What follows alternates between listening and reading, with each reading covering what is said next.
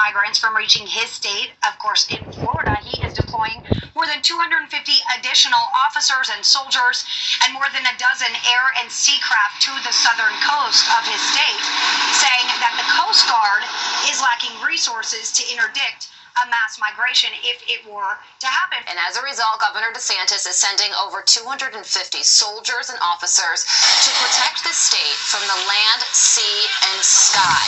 Mass migration concerns. Tonight, Florida politicians, including our Governor Ron DeSantis, are bracing for a possible surge of Haitian refugees packing into boats and arriving on our shores. The governor announcing today he is sending troops here to South Florida.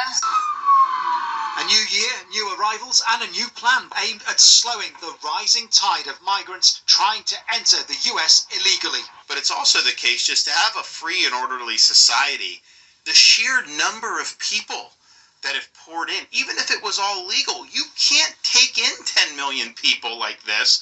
It overwhelms schools, it overwhelms healthcare, it overwhelms all the resources that are supposed to be dedicated to helping American citizens. And what Biden's administration does is he's really put people here illegally at the front of the line. You know, they can fly around this country without having identification. You would never be allowed to do that with TSA and all this other stuff. They'll put them up in hotels and pay for the hotels in ways that they wouldn't do for American citizens. And then give an update on what we're doing to prevent illegal vessels from coming and landing to Florida from places like Haiti. Our efforts have led to the interdiction of 670 vessels carrying over 13,500 illegal aliens. And so those are people that were stopped from being able to make it to Florida.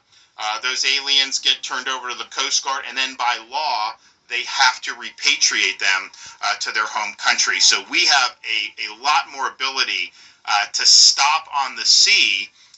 If the Coast Guard decides to dump in our state, it makes it much more difficult for us because our tools aren't as good. So this has been a very successful operation. And so what we decided to do, given the situation that's happening in Haiti, some brutal reports that are happening, we want to make sure that we're protecting Floridians. And so we have authorized additional officers with the relevant agencies, Florida Department of Law Enforcement, Florida Fish and Wildlife.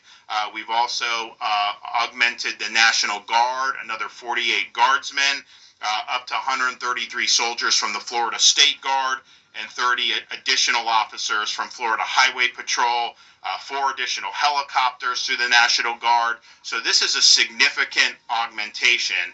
And I think the message is the last thing you should want to do is get on some boat and think you're going to come through from any of these islands to get to the state of Florida. The most likely scenario is you will be stopped and you will be returned to your country of origin. So it's